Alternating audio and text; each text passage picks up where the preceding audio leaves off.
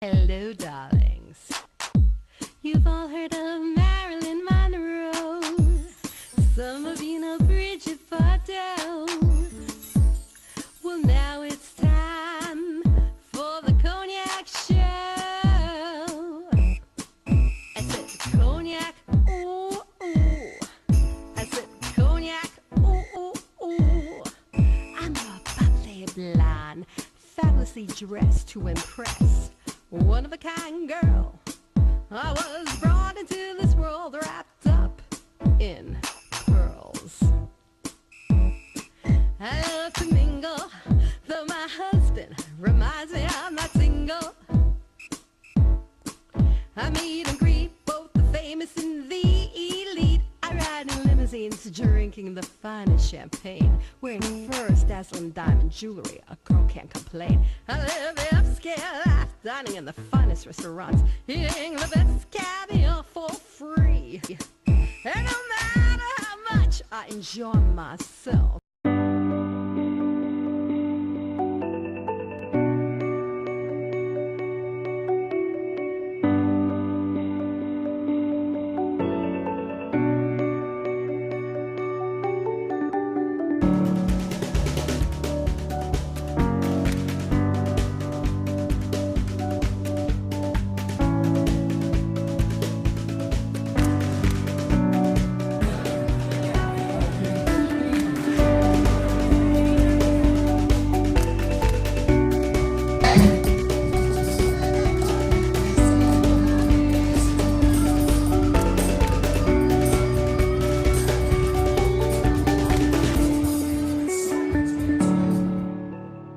Welcome back, darlings. I'm Cognac Wellerlane, and I am here with Maryann Wahmann, the founder of this organization, Neuroendocrine.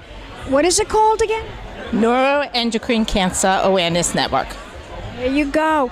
And she has done so much in the past several years, and even more so within the past year since I've been here. Tell my audience, what have you accomplished in the year since we talked last? So we had a physician CME event. We've done 3 walks. We've done a gala. And we did a conference in Las Vegas for about 500 people. A 3-day conference. Yeah. I saw that. And, we've done a few little regional conferences, and we've done about 30 or 40 support group meetings throughout the country. We now have over 25 chapters of NCAN across the country, and we're looking to expand even more. You have to keep going. You have to keep going. This poor woman that I just interviewed, her poor husband, what he went through. They told him that he was going to die, that he had stage 4 cancer, pancreas, stage 4 liver cancer. These people, these doctors, they still don't know their diagnosis. They still don't know. No, it's really, really hard. And, when people pass away, like Aretha Franklin, we just lost Aretha Franklin. And actually, everybody said that she died of pancreatic cancer, and she did not die of pancreatic cancer. She died of neuroendocrine of the pancreas. She had a PNET. And, it's very frustrating for us as net patients because we don't get the recognition. I looked it up. I interviewed you a couple of years ago. Every year I've been interviewing you. And you had told me that Audrey Hepburn died of neuroendocrine. Do you know, when I look it up, they have no mention of this at all. No, and Steve Jobs as well.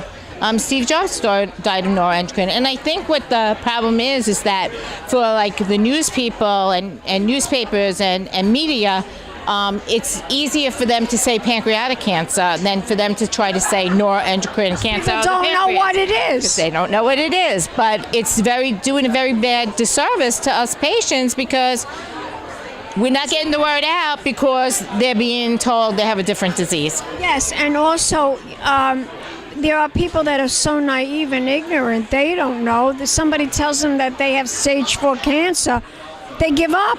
Right.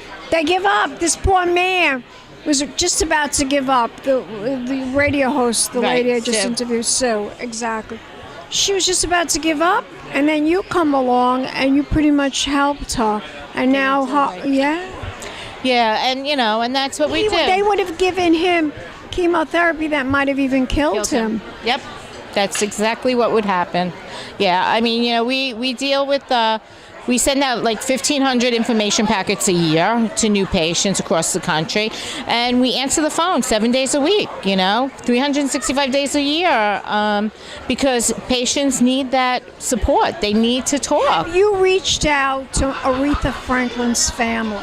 I have not, only because this year has been a little crazy. I plan on doing it as soon as we get out. But, we have reached out numerous times to Steve Jobs' family, and their family wants nothing to do with it. And also, Dave Thomas also died of this disease, and his family doesn't want anything to do with it because they're so involved with adoption. They don't, want to put their name to it. But, we're getting there. People are getting diagnosed a lot faster. We are the leading cancer besides GI cancer. We're the number one cancer besides GI cancer. And, we're not as rare as they thought we were. And every year we're getting closer and closer to get new treatments and to get new scans. And there has been so much improvement in the last 2 years, 3 years, that it's fabulous. I mean, years ago we didn't have anything. When I was diagnosed, there was one drug. Now there's about 25 different drugs. That's wonderful. That's wonderful.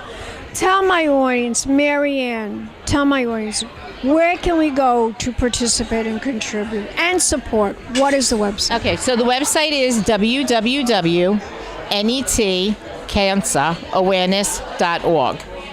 So it's netcancerawareness.org. You're beautiful. Thank you so much. Thank you for coming every year. We appreciate your support. I wouldn't pass this up for the world. And we'll be back in a moment, darlings. More interviews right here at Cognac's Corner. Pick champagne kisses.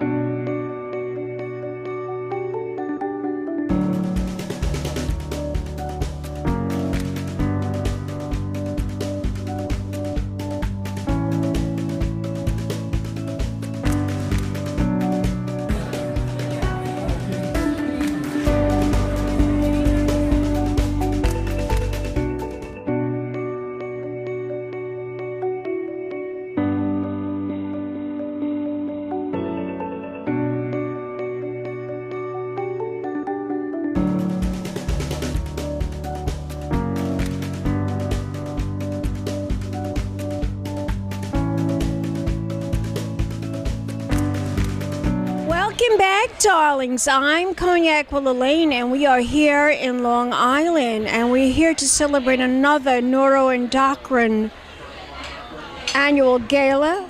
That's right. And that's how you should pronounce it, Neuroendocrine, right? Neuroendocrine. Yes. And I'm here with this lovely young lady, and she's going to introduce herself to the camera. I am Sue Aller. I'm from CBS FM, and my husband was diagnosed with a neuroendocrine somatostatin, I don't know if I'm saying that right, pancreatic tumor back in July. So I'm kind of new to this, but this is why we're here today. This is why we're here today. Now, tell my audience a little bit about your story. How did this all turn about, and how did you find out, and were you devastated when you heard about this? It was pretty tough. Found out by a fluke. He hadn't been feeling well for a couple of days, and maybe about a month, he started to have not bad, but some stomach issues. And it always starts, I notice it always starts with like the stomach. Yes. And I, having my degree in WebMD, thought, it's probably a gallbladder. So we had dinner plans on a Friday night, and I said, they were canceled. And I said, just go to the urgent care before, you come home. Just like get this out of the way. So he went to the urgent care, and at urgent care, they felt something in his stomach because the tumor had metastasized to his stomach, and they sent him right away to Zwanger-Pesiri because they thought it was I take tests. Right. Well, they thought it was a heart aneurysm of all things. So they sent him right away, and they do the CT scan with contrast, and they found out that he didn't have this heart tumor, but he did have a tumor on his pancreas. So did they know what it was? Well, they immediately thought that it was, I forget the bad kind of pancreatic cancer. And they wanted him to go to the hospital right away. It was a Friday, and I had 4 kids, and I have 2 kids who were away at sleepaway camp. So my husband was like, they're telling me I have to go to the hospital right away, that I have this advanced, cancer. An urgent doctor told me, so I want to see my girls. So the next day... He was scared. Yeah, he was very scared, yeah. So the next day we drove up and picked up my girls from sleepaway camp, came back home, and Sunday we told a couple of people, and Monday we just started making phone calls. We just tried to get into whatever doctor we could get into, and the first doctor we saw said that my husband had stage 4 liver cancer. The second doctor was stage 4 stomach cancer. Then we got to Sloan, and we saw the chief oncologist on Sloan, who thought from the one scan that it was the bad type of pancreatic cancer, but she sent us for tests. So the more and more tests that were done, the more and more it became obvious that it was not that type of pancreatic cancer, that it was a neuroendocrine tumor. Isn't that so bizarre that they still cannot really diagnose this illness? I mean, Maryann has told me so many people, they still don't know what this illness is about. Well, they still don't know what neuroendocrine disease is. They still don't know. They know what it is, but they don't know how to diagnose it. And that is so important, because there are so many people with this disease who are misdiagnosed. If we didn't go into the city, if we didn't go into Sloan, then he would have been diagnosed with liver cancer. He would have been given a port. They would have injected him with all this chemo that would not have helped him and would not have done anything for him. Maybe kill him too. Exactly. Or just by the time they eventually found out, they would have made him weak. And again, that could have killed him. Could have killed him. Yeah. Well, now tell my audience, how did you hook up with Maryann? This is important. Okay, so they say that this type of pancreatic cancer is rare, and it is. However, unfortunately, I have a friend, her name is Liz Tisdale, and her husband Jim just passed away of a neuroendocrine pancreatic tumor about a year ago. As soon as we started figuring out that it was this neuroendocrine tumor, she said to me, you have to go make him see a specialist, and you have to talk to Maryann. And she gave me Maryann's number. And at this point in my journey, I was exhausted. I was overwhelmed. And terrified. I would be. Yeah, it was a hard time, and she kept pressuring me to call Maryann, and the last thing I wanted to do was to talk to one more person about this, because this is all in the span of about 3 weeks. So I waited till 6 o'clock on a Friday, where I knew okay, all the offices would be closed and everything, and I dialed Maryann's number. I called her, and within a minute she called me back.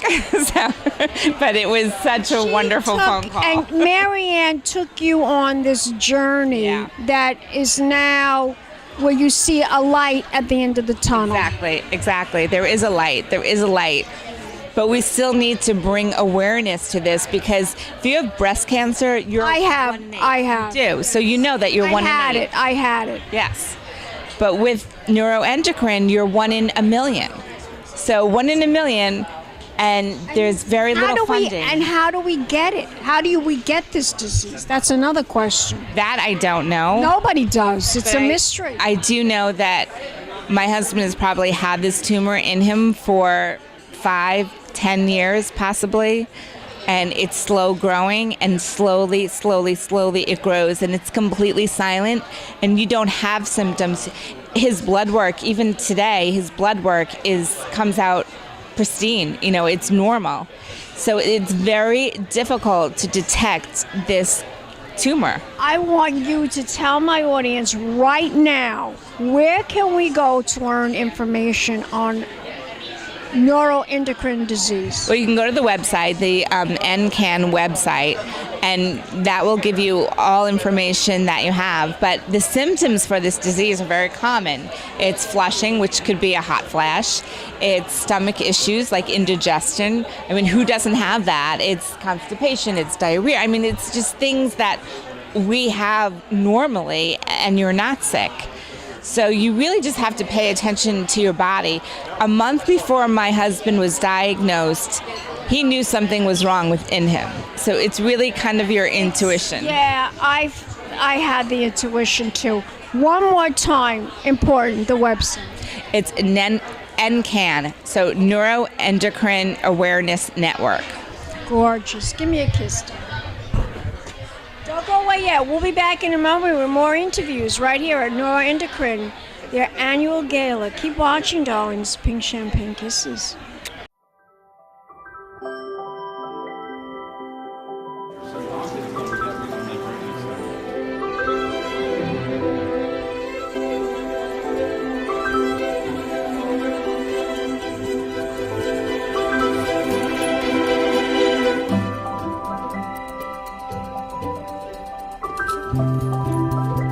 Welcome back, darlings. I'm Cognac Wellerlane, and we are here at Neuroendocrine, their annual gala. We're here at the Sterling in Bethpage, New York, and I am here with one of the most important individuals here at this gala. He is the honoree, Dr. Stephen Libutti. Am I correct in your pronunciation? You're perfect. Am I really? Oh, that's my Italian coming in. Very good. Now, Dr. Libutti, tell my audience, this is such a misunderstood disease, and you must be thrilled today, of course, for receiving this award today. Oh, I'm absolutely honored, especially since it's an award from a group that is such an advocate for patients, and that's really what makes this special, is that it's an award coming from the patient groups, and my whole career has been focused and dedicated on trying to understand this disease and then find new therapies for it with the patients as the focus. Yes, Yeah. that would be your mission, that would be your focus, but it's such a bizarre disease that people still to this day don't understand the diagnosis. I mean, this poor woman, her husband was diagnosed with liver cancer, pancreatic, stage 4 pancreatic cancer, stage 4 liver cancer. I mean, the poor woman, the husband was terrified. He thought he was going to die, like right away. Yeah, it's a poorly understood disease because neuroendocrine tumors are comparatively rare to some of the more common cancers that we see. So when you talk about pancreatic cancer, 97% of pancreatic cancer is what's called adenocarcinoma. That's the common form. That's the form of pancreatic cancer Patrick Swayze had. 3% of pancreatic cancer are neuroendocrine tumors of the pancreas, and that's the type of pancreatic cancer that Steve Jobs and Aretha Franklin had. And so very rare tumor, but we're seeing them increasing in their incidence, and that's what makes it important for us to recognize this is a type of tumor that patients can get. We also see neuroendocrine tumors in the gastrointestinal tract, mostly the small intestines. We can see them in the lung. In fact, just about every organ in the body has the potential to have neuroendocrine cells, although not every organ develops neuroendocrine tumors. I'm going to ask you this question. Do you believe that we all have, some people believe this, that we all have cancer, and it's just something that does something that makes it a disease and that we could die from? Do you believe that? So cancer is by and large a disease of genes. It's the genetic programming of a cell gone awry. And so I think it is not unusual for completely healthy people who live a complete lifespan, may die in their 80s or even 90s, that if you were to examine all of their organs, you would find what we call early stage or in situ cancers, but they never really develop into something that affects your health or your lifespan. So that is very possible. Interesting. It's fascinating. Interesting. Yeah. So one typical scenario like that is the thyroid gland. There are many folks that will live a completely normal life, die of natural causes, and if they had their thyroid examined, would be found to have small microscopic areas of thyroid cancer. Same is true in the prostate. And so you're right, there can be small cancers that never cause a problem for patients. And then in some patients, tumors develop and they spread and they can cause significant impact on life. And it's really trying to understand why that happens and how we can detect it very early. That's the focus of much of cancer research right now. Doctors, I'm telling you, what you come up with, but it's fascinating. It truly is certainly fascinating. Every time I talk to a doctor, I'm always fascinated by what they tell me, And we have really come a long way in medicine. We certainly have. I'm a breast cancer survivor. Oh, well, that's terrific. I've been in the cancer field now for almost 25 years, and I can tell you that the progress we've made in the last 10 years is more knowledge, more understanding of tumors, and more therapies being developed than probably all the time before that combined. It's really a very exciting time to be, sort of on the battlefield against this disease, because we're really making progress now like we never have. Do you think that more people are getting cancer now? Do you think that? So actually, if you look at the statistics in the United States, the incidence of cancer for certain cancers has actually decreased. Colon cancer, for example, we see fewer cases of colon cancer now than we did maybe 10 or 15 years ago. That's good. That's very good. It's very good. And also the mortality due to colon cancer has gone down. However, we've seen other tumor types increase over that period of time. And so overall, on average, about 1.6 million Americans get diagnosed with cancer each year. Oh, I'd like to see that we get a cure for that. So would I. So would I. Tell my audience, where can we go to participate? Where can we go to contribute? And where can we go to support? What is the website? So there are a number of organizations that are passionate about funding research. NCAN is one of them, the Neuroendocrine Tumor Cancer Awareness Organization. It's netcancerawareness.org is the website for this organization. I direct the Rutgers Cancer Institute of New Jersey, which is one of only 49 NCI comprehensive cancer centers in the country, National Cancer Institute designated cancer centers. And our website, for those that are interested, is www.cinj.org. Fabulous. Thank you so much. Oh, it's my pleasure. Don't go away yet. We'll be back in a moment, darlings. More interviews right here at Neuroendocrine at the Sterling, their annual gala. Keep watching. Pink Champagne Kisses. Hello, darlings. You've all heard of Marilyn Monroe. Some of you know